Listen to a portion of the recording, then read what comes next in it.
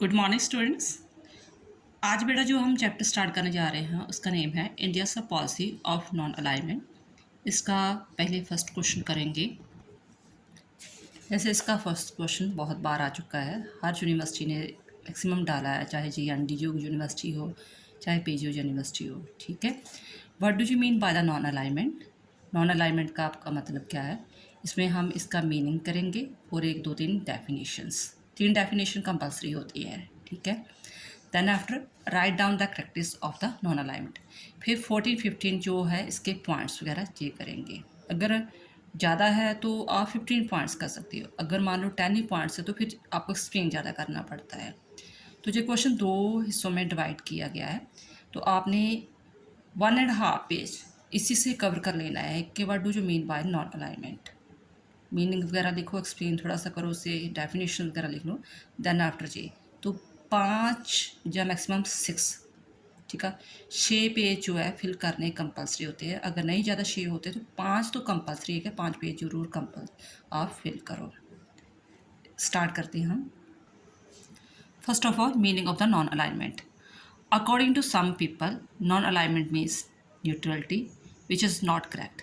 कुछ लोग तो कहते हैं कि नॉन अलाइनमेंट का मतलब है कि आप बिल्कुल निरपक्ष हो जाओ, किसी झंझट में मत पड़ो। ठीक है, लेकिन ये इसका करेक्ट मीनिंग नहीं है। ये लाइन लिखकर देन आफ्टर आप कह सकते हो in simple word, the word non aligned is used for the foreign policy of those nations which are not aligned to Anglo-American blocs and communist blocs and independently frame and follow their foreign policy। हम simple शब्दों में ये कैसे देखें, non alignment movement का ये मतलब है कि हम किसी भी आर्मी जो भी आर्मी से रिलेटेड ग्रुप बने हुए हैं उसमें शामिल नहीं होंगे। जैसे आपको पता था कि कोल्ड वार के दौरान जो जो जो पूरा वर्ल्ड था दो हिस्सों में डिवाइडेड हो चुका था, Anglo American and communist. Communist जिससे USSR या रशिया उसे लीड कर रहा था। तो हम इन दोनों को बिलोंग नहीं करेंगे, इस दोनों को फॉलो नहीं करेंगे। हम जो भी अपनी फॉरेन पॉलिसी बनाएंगे, आपको पता है हर देश की एक फॉरेन पॉलिसी होती है जिसे विदेश नीति बोलते हैं, उसे हम इंडिपेंडेंटली बनाएंगे कि हम अपनी फॉरेन पॉलिसी कैसे बनाना चाहते हैं। ये नहीं कि अगर मैं अमेरिका के गुट में शामिल हूँ तो मुझे अमेरिका की जो कह रहा है वही फॉरेन पॉलिसी अपनानी पड़ेगी। यही इसका फ़ायदा है नॉन अलाइनमेंट मूवमेंट का, कि जो इसके जो मेंबर हैं वो अपनी मर्ज़ी से कोई भी फॉरेन पॉलिसी बना सकते हैं। ठीक है, आप जे लाइन लिख कर देन आफ्टर जे आप लाइनें ऐड कर सकते हो। इसके बाद हाँ यस बेटा, ऐसे आप हेडिंग बड़ा बड़ा लिख सकते हो, एक लाइन में पूरा सेंटर में लिख सकते हो।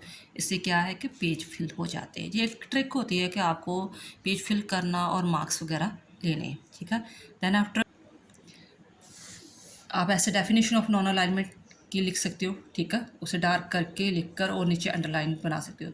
मैंने जो पूरा का पूरा जो क्वेश्चन पेपर है, सॉल्वर्ड पेपर है, जब लॉकडाउन में हमने पेपर जो चेक किए थे वो पूरा का पूरा हमने उसकी वीडियो डाली हुई है कि कैसे क्वेश्चन पेपर को अटैम्प्ट करना है। वो किसी किसी प्ले लिस्ट में आपको मिल जाएंगे। डेफिनेशन लिखी है, अपद राय ने कहा है कि नॉन अलाइनमेंट क्या है। Non alignment means that state describe as a non align has no military alliance with any other state. कि नॉन अलाइनमेंट का मतलब कि हम किसी भी मिलिट्री अलायंस में शामिल नहीं हो रहे। जवाहरलाल नेहरू ने इसे और भी क्लियर किया है कि non alignment means attempt by nations to keep itself aloof from military blocs. कि नॉन अलाइनमेंट का मतलब ये है कि हम मिलिट्री ब्लॉक से अलग रहना चाहते हैं, अलूफ रहेंगे, उससे अलग रहेंगे, अपने आप को इटसेल्फ अलूफ, अपने आप को उससे अलग रखेंगे। ठीक है, सेपरेट रखेंगे। It means trying to view the thing as far as possible not from military point of view through that has to come in sometime, but we must have independent viewpoint and must have the friendly relation with all country। हम ये नहीं है कि किसी block में शामिल होंगे, हाँ अपने सभी के साथ, चाहे वो अमेरिकन ब्लॉक्स हो चाहे USSR का ब्लॉक्स हो, हम फ्रेंडली रिलेशन सभी के साथ रखेंगे। आप इसमें जस्ट दो डेफिनेशंस कर सकते हो। ठीक है, देन आफ्टर फिर आप कंक्लूजन वगैरह भी निकाल सकते हो इसका कि policy of non alignment is not the policy of the passive neutrality. The meaning of the non-alignment should not be the taken as a policy of inaction or indifferent neutrality. Nor does non-alignment mean that India will keep itself aloof from the international policy, will not play any role. कि non alignment का मतलब ये नहीं है कि हम कोई अपने आप को सारी समाज की जो प्रॉब्लम्स हैं, वर्ल्ड की प्रॉब्लम्स को अलग रख रहे हैं, बट ये है कि हम एक्टिव होके उसमें सारी प्रॉब्लम्स को हम उसमें पार्टिसिपेट करेंगे, सॉल्व करेंगे। लेकिन हम ये देखेंगे कि मेरिट बेस के आधार पर कि मान लो दो देश युद्ध कर रहे हैं, एक को लीड अमेरिका कर रहा है, एक को रशिया लीड कर रहा है, तो हम ये चीज़ देखेंगे हमारे पॉइंट ऑफ व्यू में कि कौन देश सही कर रहा है, उसकी हम सपोर्ट करेंगे, ठीक है, न्यूट्रल होकर। देन आफ्टर फीचर्स वगैरह आ जाते हैं, जैसे क्वेश्चन में दिया गया था कि इसकी नेचर क्या है या फीचर्स क्या है, फीचर या नेचर वगैरह। फर्स्ट पॉइंट है इसका अपोजिशन ऑफ कोल्ड वार। ये कोल्ड वार का विरोध करता था। ये आपको पता है नॉन अलाइनमेंट तब शुरू हुई थी जब कोल्ड वार चल रहा था। 1945 से 90 तक आपको पता कोल्ड वार चला था। तो तभी ये जो देश आज़ाद हुए थे, थर्ड वर्ल्ड जो थे, तीसरी दुनिया के देश थे, आज़ाद हुए थे, वो अपने आप को सेपरेट रखना चाहते थे इन दोनों ब्लॉक्स में। तो वो दोनों क्या ये देश थे, वो क्या कर रहे थे, कोल्ड वार का अपोजिशन कर रहे थे कि नहीं होना चाहिए। We have study earlier that the Cold War is going on in the world after the Second World War. This Cold War continuously goes on between the two big power and their supporting countries, and both powers are on the lookout for the opportunity to humiliate each other. It had created a tense situation in the world at all time. It was this dangerous for the world peace. The non-aligned countries are against this Cold War and they condemn it every platform. आप अपनी wording में 2 लाइनों में लिख सकते हो कि ये जो नॉन अलाइनमेंट मूवमेंट के देश हैं वो कोल्ड वार का ऑपोजिशन करते हैं, अगेंस्ट है, क्योंकि जो देश थे एक दूसरे को नीचा दिखाने के लिए सभी जो है वो मेथड्स अपना रहे थे। तो नॉन अलाइन जो कंट्रीज थी, जो भी उनको स्टेज मिलती थी, वो उस पर वहाँ पर जाकर इसके विरुद्ध प्रचार करते थे और चाहते थे कि नहीं पीस लाना चाहिए। देन आफ्टर है ऑपोजिशन टू मिलिट्री अलायंस। फिर आप ऐसे एक्सप्लेन कर सकते हो कि it's other characters of the non alignment, it has opposition to the military alliance. मैंने पिछली वीडियो में बार बार कहा है कि अगर आपको ज़्यादा एक्सप्लेन नहीं करना आ रहा तो आप पॉइंट्स को ही उसी फर्स्ट लाइन में ले जाओ, ठीक है। करेक्टर्स कह रहे हो, आप उसकी क्रिटिसाइज कर रहे हो, जो कुछ भी है, ठीक है। Then after the non alliance nations oppose all military alliance like NATO, CETO, CENTO and Warsaw Pact, etc. इतनी लाइन इनफ है। Then after keeping away from power politics, ये तो था ही कि मिलिट्री अलायंस से वो दूर रहना चाहते थे। पावर पॉलिटिक्स, अगर आप 6th सेम में जब जाओगे तो आप ये चैप्टर पढ़ोगे कि पावर पॉलिटिक्स क्या होती है, क्योंकि इंटरनेशनल पॉलिटिक्स क्या समझती है कि जब भी हम किसी देश के साथ संबंध बनाते हैं तो उसके पीछे रीज़न क्या था, पावर, अपने आप की पावर को शो करना। लेकिन जो नॉन अलाइनमेंट जो मूवमेंट वाले कंट्री वाले होते हैं वो कहते हैं कि नहीं, हम ये नहीं कि ज़रूरी नहीं है कि हम अब पावर शो करने के लिए ही एक दूसरे के साथ, देश के साथ संबंध बना रहे हैं, हम एक दूसरे की जो वेलफेयर के लिए भी हम एक दूसरे के देश के साथ संबंध बनाते हैं। जैसे इन्वायरमेंट हो गया, जहाँ कुछ चाइल्ड लेबर को दूर करना हो गया, जहाँ ह्यूमन राइट्स के बारे में हम बात करते हैं, ठीक है। तो जो क्या है, पावर शो करने के लिए नहीं, ह्यूमैनिटी के लिए है, ठीक है। Non alignment condemn power politics. First of all जो नॉन अलाइनमेंट की कंट्रीज़ हैं वो ये इस चीज़ को कंडेम करती है कि ये जितनी भी राजनीति, इंटरनेशनल राजनीति है, पॉलिटिक्स है, वो सारी पावर से रिलेटेड है। It except the right to every nation to become powerful. वो कहते हैं कि हर देश को अपने आप को पावरफुल बनाने का अधिकार है, ठीक है।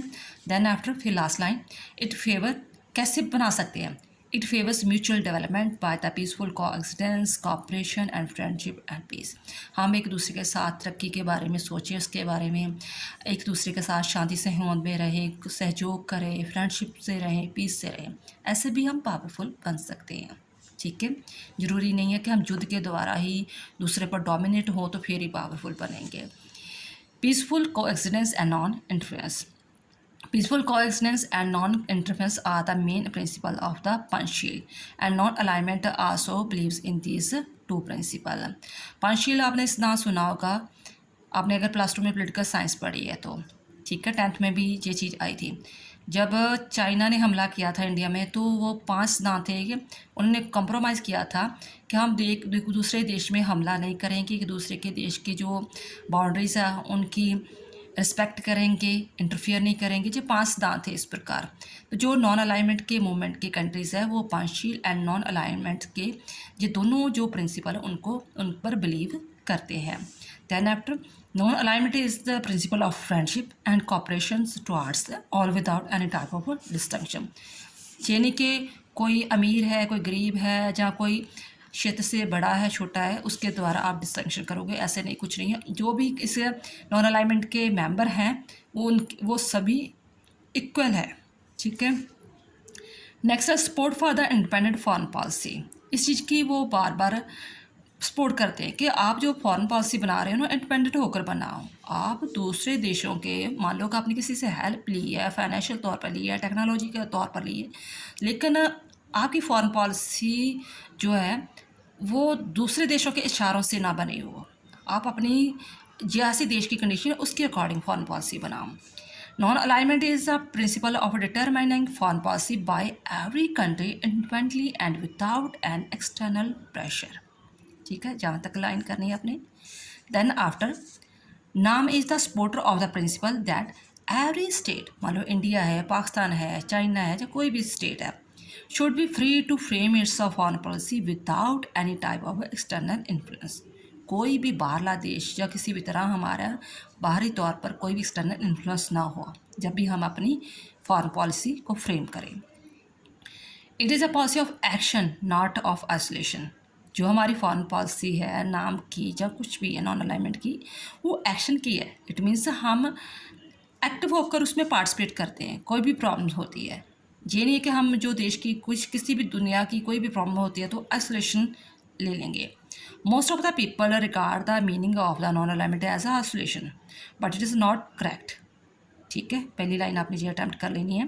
Then India has a played, उन्होंने एग्जाम्पल दी है, India has played a remarkable role in the UN। UN आपको पता है, यूनाइटेड नेशन ऑर्गेनाइजेशन, जो दुनिया की सबसे बड़ी ऑर्गेनाइजेशन है। एंड इट्स अलाइड एजेंसी, जो भी उसकी एजेंसी है, 5-7 एजेंसी है ना UN की, for the solving the global problem as a non alignment country. कि इंडिया ने UN में भी बहुत रिमार्केबल जो है रोल प्ले किया है। उसकी जो एजेंसीज वगैरह है 5-7, उसमें भी बहुत ज़्यादा उसने रिमार्केबल काम किया है। अगर ये आइसोलेशन की पॉलिसी अपनाता तो वो क्यों अपनी हेल्प करता।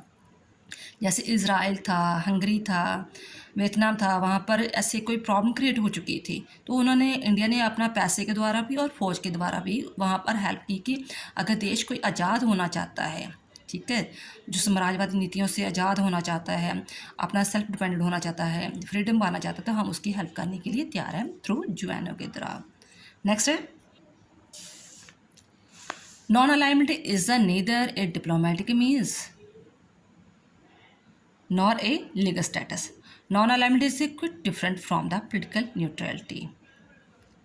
It is a policy which is followed by one country to determine relation with the other country। बस आपने ये 2 लाइनें करनी है, ठीक है। पहले मैं बार बार कह रही हूँ, पहली लाइन आप ऐसे ही कह सकते हो कि ये इसकी एक और फीचर्स है। Then after, non-alignment is not a alignment among the non-aligned. Some criticize, जो इस नॉन अलाइनमेंट को ख़त्म करना चाहते हैं वो इसकी क्रिटिसाइज़ करते हैं कि ये जस्ट क्या है, ये थर्ड ब्लॉक बन चुका है कि आप अमेरिका के ब्लॉक में शामिल नहीं हो रहे, USSR के ब्लॉक में शामिल नहीं हो रहे, लेकिन जो आपके 120 देश है आप एक अलग ही थर्ड ब्लॉक बनाकर बैठे हुए हो। But this view is a wrong. Non alignment does not mean to create a new bloc in the world, but it means the condemnation of the military alliance. ये थर्ड ब्लॉक नहीं कोई create कर रहा, just ये military alliance को condemn कर रहा है और देश में, पूरी दुनिया में एज ए पीस क्रिएट करना चाहता है। As a matter of fact, non alignment is the movement which has no hidden objective behind it. तो नॉन अलाइनमेंट कोई भी अपना कोई हिडन जो ऑब्जेक्टिव नहीं लेकर आता। नेक्स्ट है non alignment is the policy of peace. Ultimate aim of the non alignment is the establish of the world peace. सबसे बड़ा उसका उद्देश्य क्या था? यही था ना कोल्ड वार का जब अपोज किया था कि हम वर्ल्ड में पीस लाना चाहते हैं। फर्स्ट लाइन ये करोगे, देन आफ्टर आप कर सकते हो लास्ट वाली line, it is a policy of the converting strong feelings into the strength and not into bad temper. Non alignment believe in the establish peace through the peaceful mean, कि हम वार युद्ध के द्वारा पीस स्थापित नहीं करना चाहते। हम ऐसे एक मंच क्रिएट करेंगे, उसमें कोई भी प्रॉब्लम्स आती है तो आपस में डिस्कशन के द्वारा उस प्रॉब्लम को हल करने की कोशिश करेंगे। Next, faith in the regional cooperations. India's policy of non alignment does not prevent us from the entering into the regional treaties with the country in like Pakistan, Bangladesh, Bhutan, Nepal, Sri Lanka. आपको बताना चाहिए हमारे सारे कौन से पड़ोसी देश है, ठीक है। तो India has entered into the bilateral treaties with Russia, Bangladesh, Sri Lanka, Nepal, etc. to promote regional cooperation. Bilateral treaties भी आपको पता होगा कि मान लो कि एक 120 देश है, ठीक है, नॉन अलाइनमेंट के। तो 120 देश में मान लो कि मैं रशिया के साथ संबंध बनाना चाहता हूँ, तो मेरा और रशिया का ये कौन सा संबंध हो गया? बायलैटरल। जब भी बायलैटरल मतलब दो देशों का आपस में संबंध, ठीक है। हो सकता है बांग्लादेश रशिया को पसंद ना करता हो, लेकिन मेरा रशिया के साथ पूरे इंटरेस्ट जो है प्रोटेक्ट हो रहे हैं, तो मैं रशिया के साथ संबंध बनाऊंगा, ठीक है। तो वो बायलैटरल ट्रीटीज को अपनाता है, ठीक है। Then policy of relations. Today at the international level change are taking place at least fast speed. Till yesterday the countries which were the enemies, जो एक दूसरे के एनिमीज थे ना, कि हाँ कि हमारे ये आइडियोलॉजी अलग अलग थी ना, तो वो सोचते कि ये देश दुश्मन है। मान लो जो चाइना अमेरिका का कितना दुश्मन देश था, लेकिन चाइना और अमेरिका आज दोस्त बन चुके हैं, ठीक है ना। तो विच वर the enemies of one another are coming closer, and under such a circumstances we need to take decisions very carefully. We need not to follow any country or superpower blindly, not we should become a satellite state. So India's policy of non-alignment is rational and not of blind follower, कि हमारी जो भी जो policy है एक rational है, हम सोच विचार कर पॉलिसी बनाते हैं। ये नहीं कि मान लो हमें कोई बहुत पावरफुल देश जो हेल्प कर रहा है, तो जो कहेगा हम वही उसके पीछे लगकर अपने देश की पॉलिसी को चेंज करेंगे। हमारी ब्लाइंड फॉलोअर नहीं, हम रैशनल पॉलिसी अपनाते हैं। आई थिंक आपको ये सारे पॉइंट्स समझ में आ चुके होंगे। अगर और भी वीडियो चाहिए कोई टॉपिक, तो आप कमेंट बॉक्स में लिख सकते हैं। थैंक्स बेटा।